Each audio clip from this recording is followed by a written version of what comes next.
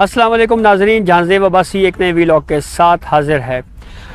तकरीबन 3 दहाइयों तक पाकिस्तान में सदारती निज़ाम हुकूमत रहा और उसकी वजह से मुल्क को नाकाबिल तलाफ़ी नुकसान पहुँचा। हम देखते हैं कि फ़ील्ड मार्शल अयूब ख़ान ने सदारती निज़ाम लेके आए और फिर उसके बाद जो पाकिस्तान के दरिया थे वो भारत को बेच दिए गए। फ़ौजी आमिर ज़ियाउल हक आए, उनकी वजह से पाकिस्तान में दहशतगर्दी में इजाफ़ा हुआ और उसकी फसल हम आज भी काट रहे हैं।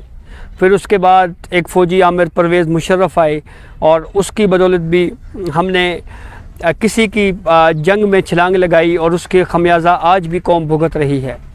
लेकिन अब भी कुछ ऐसे हलके पाकिस्तान में मौजूद हैं जो सदारती निज़ाम लाने की बातें कर रहे हैं।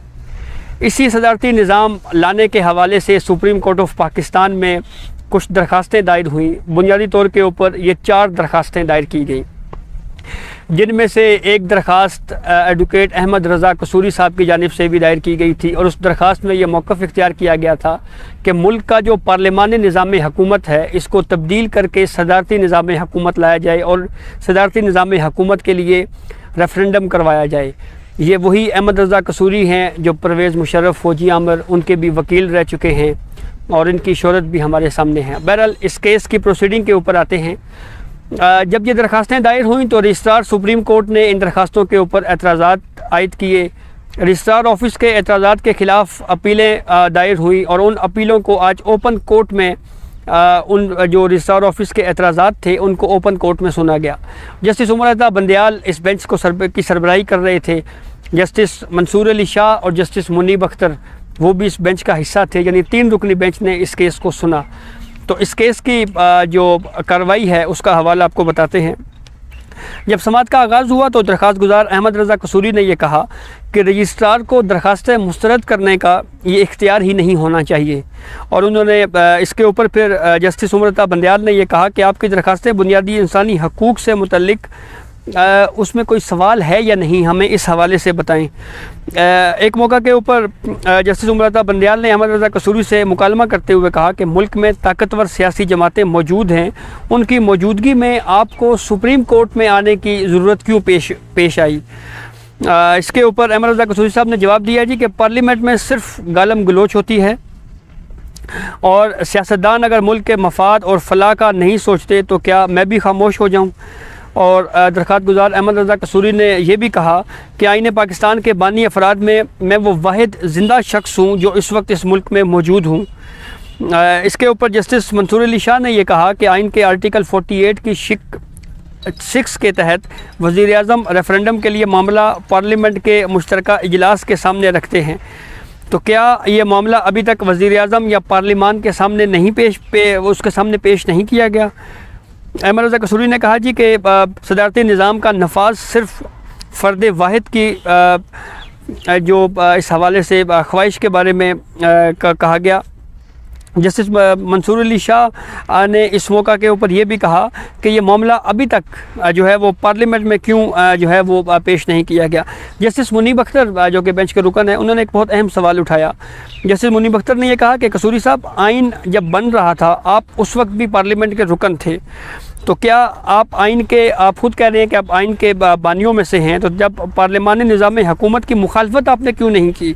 तो इसके ऊपर अहमद रज़ा कसूरी ने जवाब दिया कि मैंने तो आइन बनाते वक्त भी आइन के जो डॉक्यूमेंट्स हैं, दस्तावेज़ात हैं, उसकी मुखालफत की थी। इस पर जस्टिस मुनीब अख्तर ने कहा कि फिर आप ख़ुद को आइन बनाने वालों में कैसे शामिल कर रहे हैं। जब आप उस वक्त 1973 का आइन बन रहा था, उस वक्त अगर आप मुखालिफ थे तो आप ये कैसे कह सकते हैं कि आप उस वक्त जो है आइन के बनाने वालों में शामिल थे।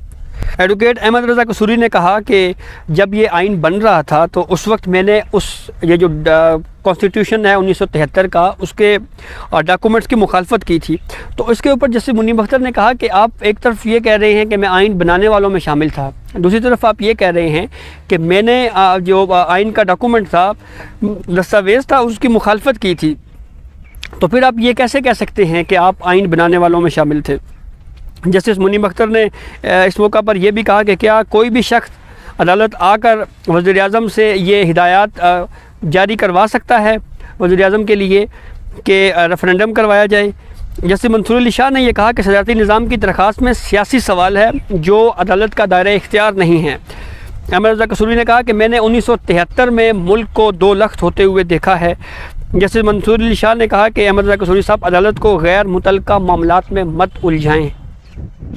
اس کیس کی سماعت کے دوران جسٹس منیب اختر نے ایک موقع کے اوپر درخواست گزار ایڈوکیٹ احمد رضا قصوری سے مکالمہ کرتے ہوئے کہا کہ آپ سیاسی تقریر نہ کریں، یہ آپ پارلیمنٹ میں نہیں کھڑے بلکہ آپ سپریم کورٹ آف پاکستان میں کھڑے ہیں، ہمیں صرف قانونی جو سوالات ہیں ان کا جواب دیں۔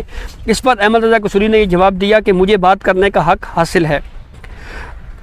جسٹس منصور علی شاہ نے یہ کہا کہ آپ کہہ رہے ہیں ہم یہ ہدایات دیں کہ وزیر اعظم صدارتی نظام کے لیے ریفرینڈم کروانے کے لیے معاملہ جو ہے وہ مشترکہ اجلاس میں بھیجے۔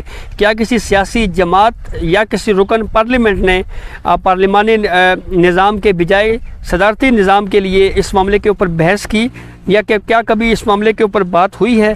احمد رضا قصوری نے کہا کہ اس وقت ملک میں معاشی بحران ہے، سفارتی حالات سب کے سامنے ہیں، تو کیا اس معاملے کے اوپر پارلیمنٹ میں بحث ہوئی ہے؟ میں اس معاملے کو یہ چاہتا ہوں کہ سپریم کورٹ جو ہے وہ اس معاملے پہ گائیڈ لائن دے۔ جیسے منصور علی شاہ نے یہ کہا کہ ملک میں پارلیمانی نظام چلے گا یا صدارتی نظام آئے گا، یہ ایک سیاسی سوال ہے، اور خالصتاً سیاسی سوال کا سپریم کورٹ آف پاکستان وہ فورم نہیں ہے جہاں سے آپ کو جواب ملے، یہ معاملہ پارلیمنٹ نے طے کرنا ہے۔ جسٹس عمر رضا بندیال نے کہا کہ نظام کی تبدیلی کے لیے آپ سیاسی تحریک شروع کر سکتے ہیں لیکن سپریم کورٹ اس کا فورم نہیں ہے، اور جسٹس عمر رضا بندیال نے یہ بھی کہا کہ ہمیں آپ کا احترام ہے لیکن ہم آپ کی یہ درخواست مسترد کرتے ہیں۔ پھر اس کے بعد ایک درخواست گزار جو دوسرے درخواست گزار تھے ڈاکٹر صادق علی، وہ آئے تو اس پر جسٹس منیب اختر نے کچھ اہم سوالات پوچھے ان درخواست گزار سے۔ جسٹس منیب اختر نے یہ کہا کہ آپ ہمیں سب سے پہلے یہ بتائیں کہ پاکستان میں پہلا جو صدارتی نظام ہے وہ کب رائج ہوا؟ اس کے اوپر درخواست گزار ڈاکٹر صادق علی نے یہ جواب دیا کہ پہلا صدارتی نظام ایوب خان لے کر آئے تھے۔ اس پر جسٹس منیب اختر نے ان کی تصحیح کرتے ہوئے، ان کی اصلاح کرتے ہوئے یہ کہا کہ آپ نام پورا لیں، اصل نام فیلڈ مارشل ایوب خان تھا، انہوں نے فوجی بغاوت کے ذریعے صدارتی نظام نافذ کیا، اس وقت صدارتی نظام سے ملک کو نقصان ہوا، اور پھر 1984 میں یہ کہا گیا کہ اگر اسلام چاہیے تو ریفرینڈم کے ذریعے ووٹ دیں، پھر ووٹ لیا گیا، پھر اس کے بعد 2002 میں پھر دوبارہ 5 سال کے لیے ریفرینڈم کروایا گیا، اور ایک ہی بات کہی گئی کہ ریفرینڈم کے لیے مجھے ووٹ دیں، میں 5 سال کے لیے صدر ہوں۔ اس کے بعد جسٹس عمر رضا بندیال نے کہا کہ آپ کی جو سوچ ہے یہ خود ساختہ سوچ ہے، یہ خود ساختہ آپ کے ذہن میں کوشچن آیا ہے۔ جسٹس منیب اختر نے یہ کہا کہ 1984 میں ریفرینڈم کرایا گیا، پاکستان میں صدارتی ریفرینڈم کا بہت برا تجربہ رہا، اور جسٹس منیب اختر نے یہ بھی کہا کہ مجھے ایک بات کہنے دیں اور اس میں مجھے کوئی آر نہیں ہے، مجھے کوئی مشکل پیش نہیں آ رہی کہ سپریم کورٹ نے ایک فیصلہ دیا جس کی بدولت صدارتی نظام نافذ ہوا، لیکن پھر وہ فیصلہ سپریم کورٹ آف پاکستان نے ریورس کیا، واپس لیا۔ جیسے منیب اختر نے یہ بھی کہا کہ مجھے بتائیں صدارتی نظام خوشحالی کی ضمانت کیسے ہے، یعنی یہ کیسے ہم یہ کہہ سکتے ہیں کہ صدارتی نظام ہی ملک میں خوشحالی کا ضامن ہے۔ اور جیسے منیب اختر نے یہ بھی کہا کہ تاریخ گواہ ہے کہ صدارتی نظام سے ملک کو نقصان پہنچا، آپ 1962 کو دیکھ لیں، 1984 کو دیکھ لیں، 2002 کو دیکھ لیں۔ درخواست گزار صادق علی نے یہ کہا کہ میں پیشے کے لحاظ سے انجینئر ہوں، تو اس کے اوپر جسٹس منصور علی شاہ نے کہا کہ آپ انجینئر ہیں تو بہتر یہی ہے کہ آپ انجینئری تک ہی محدود رہیں۔ جسٹس عمر رضا بندیال نے ایک موقع کے اوپر ایک اہم آبزرویشن اس وقت کی جب درخواست گزار صادق علی نے یہ کہا کہ اسلامی نقطہ نظر سے جمہوریت خلفائے راشدین کی طرح ہونی چاہیے۔ اس کے اوپر جسٹس عمر رضا بندیال نے یہ کہا کہ خلفائے راشدین جیسی قیادت ہر شخص کی خواہش ہے، لیکن اب خلفائے راشدین جیسی قیادت جو ہے وہ ہم کو نہیں مل سکتی۔ اور پھر جسٹس عمر رضا بندیال نے علامہ اقبال کا ایک شعر بھی پڑھا کہ ہزاروں سال نرگس اپنی بے نوری پہ روتی ہے اور بڑی مشکل سے ہوتا ہے بڑی مشکل سے ہوتا ہے چمن میں دیداور پیدا۔ تو اس معاملے کے اوپر پھر جسٹس عمر رضا بندیال نے یہ کہا کہ ہماری بھی خواہش ہے کہ بہتری آئے، لیکن یہ معاملہ جو ہے اس کا اصل فورم پارلیمنٹ ہی ہے۔ ہم نے 1956 کے بعد والے حالات کو دہرانا نہیں ہے. جسٹس عمر طاہر بندیال نے یہ کلیئر کیا کہ ہم نہیں چاہتے کہ 1956 کے بعد والے حالات کو دوبارہ دہرایا جائے اور صدارتی نظام کی خواہ کوئی بھی شکل ہو اس سے ملک کو نقصان پہنچا. اور اس کے بعد جسٹس عمر طاہر بندیال نے یہ بھی کہا جب ایک موقع کے اوپر درخواست گزار نے یہ کہا کہ پارلیمنٹ میں اس وقت 30% نمائندگی غیر منتخب لوگوں کی ہے. تو اس کے اوپر جیسے عمر طاہر بندیال نے کہا کہ آپ کا اشارہ شاید مخصوص نشستوں کی طرف ہے لیکن وہ تو کانسٹیٹیوشن میں لکھا ہوا ہے.